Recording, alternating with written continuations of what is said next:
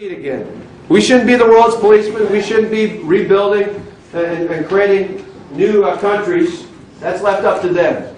But when our national security is at risk, whether it's terminating that bad deal with Iran, whether it's lifting the political restrictions on the military personnel already in Iraq today to make sure they can help the Kurd and Sunni allies reclaim the territory that was taken by ISIS and do it in a way that doesn't allow ISIS to seek safe haven in places like Syria, whether it's standing up and acknowledging that Israel is actually an ally and start treating Israel like ally again, whether it's pushing back on Russia or China or other places around the world.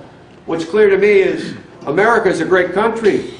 We need to just start acting like it again. We need to be a leader in the world again. And to me, I would just end with this, and then we'll walk around and say hi, and I can take a few questions here as well. And that is that, you know, there's some great challenges ahead. There's a great challenges ahead of the next president. You know, you look at the economy not growing at the level we'd like it to. You look at the size of the debt and deficit problems.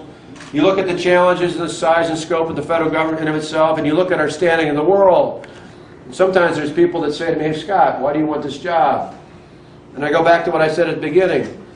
This isn't something I yearn for. This is something I'm looking to do. This is something I feel called to do because I look at my children, my sons, Matt and Alex, and I think about the kind of future I want for them, the kind of future I want for your children and your grandchildren. I realize that now more than ever we need leaders that we are willing to stand up and not be intimidated by anybody. Not be intimidated by foes from across the ocean, not be intimidated by people, political interest within our nation's capital, not even be intimidated by our own party. When it comes to standing up and doing what is right to make sure that for your children and mine, they can grow up in an America that's even greater than the America we inherited from our parents and grandparents. I'm an optimist. As angry as people are today, I believe that if it was just about anger, people would have checked out and given up. I don't think people are giving up on America. I'm certainly not giving up on this great country. I hope you're not either. And with your help together, we can make this country great again. Thanks so much.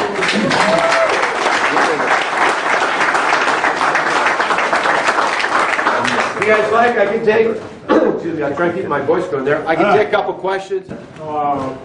Speaking about cutting taxes, if you and our Congress abided by Article 1, Section 8 of the Constitution, which very clearly outlines the responsibilities of the federal government, followed up by the 10th Amendment, if it's not in the Constitution, it reverts back to the states.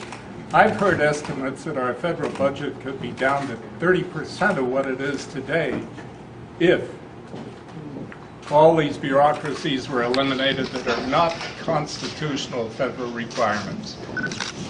You're a man after my own heart in the sense that I said this on the day I announced, and I've been talking about it since, about shifting power and resources from Washington to the states, where I think it's more effective, more efficient, and more accountable. The best way I explain it, some people call it federalism, I don't, because a lot of Americans hear that and they think it's more federal government, which is not.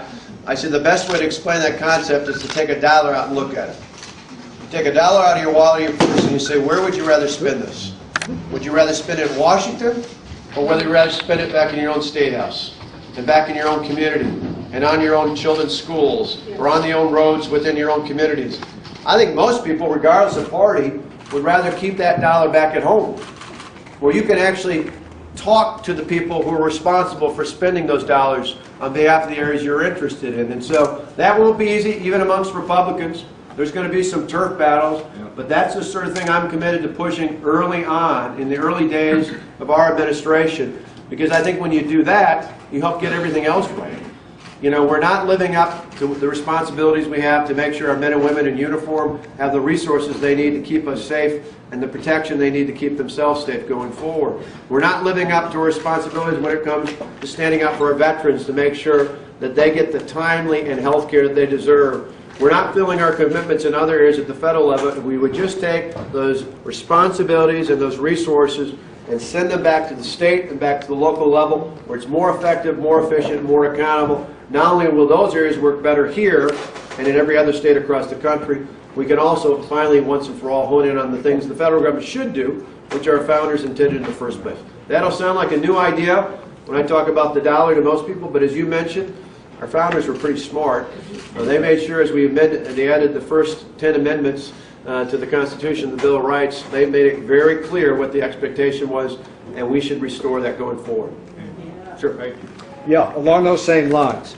I recently read a report from Reuters that the Pentagon can't account for, get this, $8.5 trillion of taxpayer money.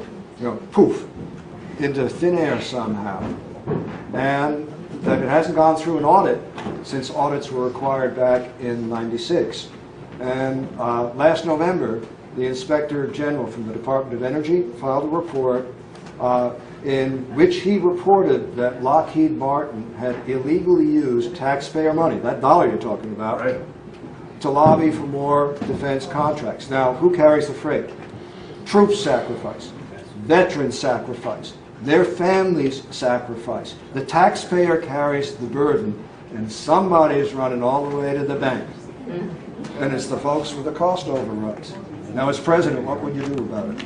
Yeah, I think on this issue, and it ties in exactly to that question, we need a federal government that's not too big to fail. We need a federal government that's small enough to succeed. And so it's a couple of different things. It's one, taking major functions like we just talked about with the answer to that last question, and you send it back so that the things the federal government should be doing, the Congress and the President and the administration can spend more time and more focus on making sure it's done and done well. I think the defense budget right now needs to be at least at the level that former Secretary Gates mentioned, but I do think, to your point, that just giving them more money is not the answer, that there's a huge problem, some of which you laid out, some of which is even, if you look at the Pentagon, we've gone from having a higher percentage of military personnel in the Pentagon and lower level civilians to the other way around, where there are more civilians than there are military personnel. It just doesn't make any sense. We're not effectively using those resources not only in the Pentagon, but where our troops need the resources out in the field. I'm absolutely committed, as my state, one of the first things I did was put in place a Waste, Fraud, and Abuse Commission. We found hundreds of millions of dollars of waste, fraud, and abuse and weeded it out right away.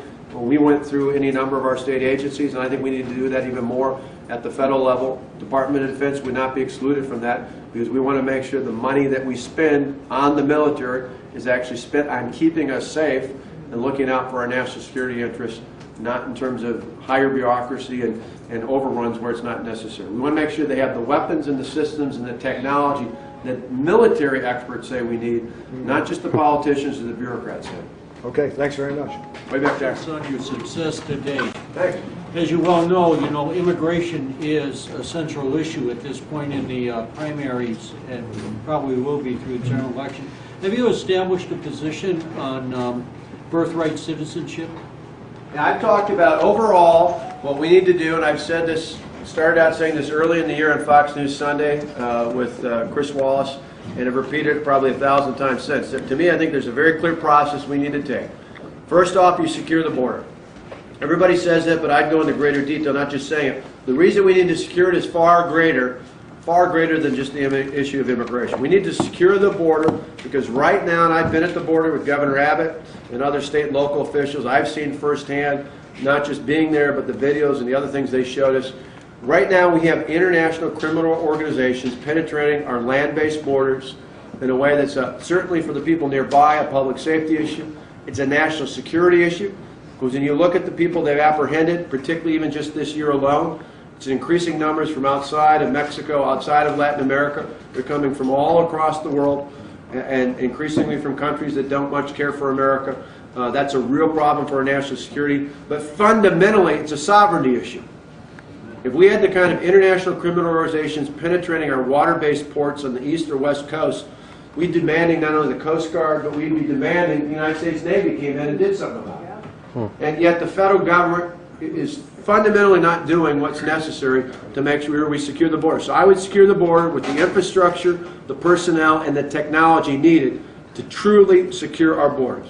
Secondly, you got to enforce the laws. We have laws that are clear in this country. Those laws need to be enforced with every employer, big and small alike, to make sure through an effective E-Verify system, the laws of this nation are upheld. There should never be another story about a sanctuary city, because to me, carving yourself out in the law doesn't work under the federal code, so we should enforce the law. We should have no amnesty, and going forward, we should have a legal immigration system that puts a priority on the impact on American working families and their wages in a way that will improve the American economy. Then, the question you ask, and any number of other questions I get asked a lot by the media, I said to people, until you do those things, any politician that tells you you're going to do something else is beating around the bush on those other issues. Because those issues are going to take some time. I am committed to doing things in that order, and we're not going to take one more step on anything related to that until we've tackled that issue in that order, because that's what I think the American people demand, and I think they should be suspect of anybody else who says they're going to go off and do anything else before they do those issues. Governor Walker, one of the issues, and this was not the question I was hoping to ask you, but I'm going to tell you this. One of the issues everyone keeps avoiding is the refugees. We are hearing that within the next couple of years, we are going to see from the Middle East and from a specific type of nationality, millions are being brought into this country. Illegal immigration is not involved in that. Legal immigration is not involved in that. That's refugee, and that's a topic no one's talking about. And I'm asking you. Well, it won't just be in America. If you look all throughout the Mediterranean, there's issues all throughout. And that's part of, as we make changes, work for changes, positive changes in the Middle East, we're going to have to work with other partners and other countries within that area. Because you see it now with the move out of Iraq, you see it with the move out of Syria. They're not all coming, some might be coming to America, but a lot of them are coming to some of the other countries in that region. And that's part of where we need to work with them, because we need as many allies as we can have in the fight against radical Islamic terrorism. We have finally, after years of pushing, finally got Turkey to allow us access to an air base so that we can fly into that region to have a more effective action, I should say, against some of the problems that we have within that region. For a long time, even though they're a NATO member, we haven't had access to that area. Countries like Turkey, others within that region are dealing directly with some of those refugees, and we're going to have to help them because we want them to be allies in the fight against radical Islamic terrorism. And I'm talking about the ones that are on our soil. And there are 800,000 presently in this country. And we don't know if they're loyal to this country. What's that? We don't know if they're loyal to this country. I mean, it's a whole new group of people that didn't come in illegally or legally, that are coming in on the next cycle is refugees.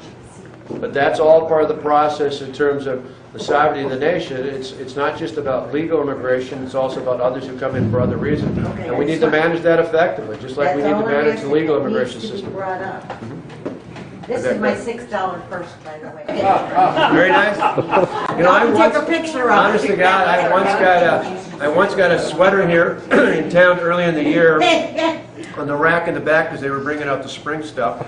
It was marked down by 70%. By the time Tonette pulled out, she had her 30% off at her Kohl's cash. It was $1. I was telling her, that's the story. I'm from Madison, Wisconsin. Yay, Wisconsin! Wow. I actually haven't heard you talk much about renewable energy. I mean, I think we should have an all-the-above energy policy that levels the playing field for everything out there. In my state, for example, when I ran for governor, I opposed an ethanol mandate. We don't have an ethanol mandate in our state. I said earlier this year that the renewable fuel standard, to me, you can't eliminate it the first day, but I think over a 2-year period, I would take all the different standards and mandates. I just said this the other day at Iowa, at the Iowa State Fair, and answered a question, so I'm telling you the same thing today that I said at the Iowa State Fair. I would take and bundle together all those different mandates and similar standards and phase them out over the next 2 years, or not the next 2, the 2 years I'd be in office as part of the first half of our term as president. Because I think you just level the playing field. If you level the playing field, then you let consumers and the market drive the decisions there. But we should embrace all the different options we have. Whether we shouldn't, as this administration done, has made it very difficult, particularly with the plan they put on the table. I call it the costly power plan, which will be devastating here in New Hampshire, as it is in my state, when it comes to the restrictions on coal and the impact it has on manufacturing and how it will drive up ratepayers' cost. Something the EPA has even acknowledged would have a fairly minimal impact on climate issues around the world, and yet they're imposing all sorts of harm that will be done on manufacturers and others, which is a lot of middle-class, working-class jobs in this country. And so to me, I would have a level playing field. I want clean air, clean land, clean water, but I think this needs to be balanced not only with a strong environment, but a strong economy as well. And to me, I want as many different options out there to fuel the nation's economy going forward. We have to compete with the Chinese, the Japanese. We have a minimum wage. We have to support Obamacare. We have Social Security. How do you feel about NAFTA? I know Bernie Sanders, the old socialist, he's against it. How do you feel about it? Well, for us, I don't think there's any discussion about changing that as much as what do you learn from that going forward. If we're going to have other trade agreements, to me, I truly want a level playing field. If we're not able to put American workers on a level playing field with others around the globe, then we should be changing our negotiations to get there. Now, we need to have a balance. We need to have a level playing field, but we also can't ignore the fact that over 90% of the world's purchasing power is outside of the United States, because otherwise we're ceding markets to others, and increasingly, particularly when you look at the Pacific, China is dominating and will continue to grow in that dominance unless we start partnering with more of those economies and saying we want to compete for work and jobs and opportunity there. But again, it's got to be on a level playing field. This president, I understand the reluctance that people have because he's been a horrible negotiator, not just when it comes to trade agreements. I mean, look at the Iran deal. I mean, I wish this wasn't funny, but I've said I'd love to play cards with President Obama because when I look at this Iran deal, I realize he's folded on everything. I mean, all the major issues that were laid out early on that were conditions, he's backed away from. So whether it's that or the negotiations or the reaction with Cuba, or whether it's even what he did for Berdahl in freeing up those Taliban leaders, I get why Americans, regardless of party, are suspect of this president when it comes to his negotiations. I'll be a firm negotiator in that regard. I'll make sure our administration, if we go forward with any trade deal, puts at the top of the list the impact on American workers and their families, not just the impact on American corporations. I would take part of the reason why I would take the money, when I was talking about the dollar before, take the money out of several areas, not the least of which would be education, is you take money from Washington and you send it back to the states and back to local governments, in this case school districts. You fundamentally have the controls at the state and the local level, not in the federal government. In the case of Common Core, it's not a federal law, unlike No Child Left Behind, but the Department of Education at the federal level has started connecting dollars to conditions related to Common Core. When we had this brought up to us a couple of years ago from parents, teachers, and others who were concerned, we took action. We drafted legislation. It didn't pass, so subsequently I put it in my next state budget. And my budget removed the requirement for school districts to use Common Core and eliminated the funding for something called Smarter Balance, which is the test that's driven by Common Core. At the federal level, you take that money, you take that power to Washington, you send it back to the state and local governments, then you don't have to worry about issues like that. You compared yourself, I mean, you mentioned Reagan, Yeah. and he was going to get rid of that bio-organization, Department of Education. Will you try to get rid of the Department of Education? Well, that's what my essence is. If you take the money and the power out of Washington and send it back to the states, the money for education goes there, and that's where the decisions we made, not in the federal government. Get rid of it, please, if you can. That's what I'm saying. Now, the challenge with that is not just amongst Democrats. There are going to be some Republicans, but that's why I brought up the point before. To me, I believe, even though there's a lot of turf battles out there, that money on education, on Medicaid, on transportation, on infrastructure, even on environmental protection, is better spent at the state and the local level than it is in Washington. It's the question the sir in the middle asked there before, and to me it's one of those where you make that transfer, then the people you elect at the state level, at the local level, and you all know this probably better than anybody in the country in New Hampshire, you old people, you got a big legislature. Part of that's because you want to hold people accountable. It's easier to talk to your state representatives if there's someone you bump into at the store, you see at church, you see at work. It's the same reason why you have such a focus in town hall meetings. That, to me, I think is a fundamentally American principle. And so the more we can send that power back, it's still about being pro-education. Because there will be some detractors who'll say, oh, wait a minute, are you really for education? Yeah, you're just for education decisions being made at the local level where people can actually hold their school board accountable, where parents can have a say, where things really have an impact, as opposed to a bunch of bureaucrats in Washington. Thank you. You know, just one quick thing I'd say, then I'll run around and say hi. The last thing I neglected to say, I got into the questions, but just one quick follow-up. great field of Republican candidates. You're not going to hear me trash the other Republicans. I'm going to abide by the 11th commandment. There are obviously policy differences here or there. But if you're thinking in your mind, because I'm asking for your vote today, I'm asking for your support, I'm asking you to pass this on to others that you can influence in terms of voting.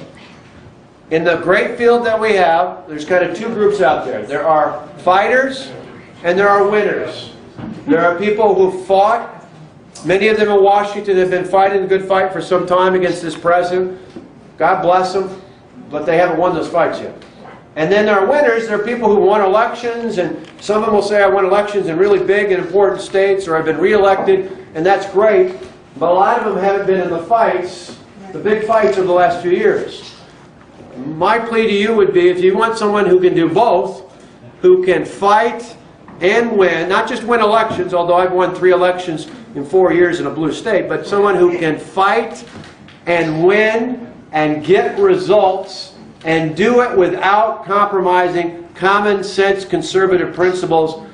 I'm the only one in this field of great candidates that fits that bill. If that's what you want out of your next president, I'd ask for your vote. Thanks.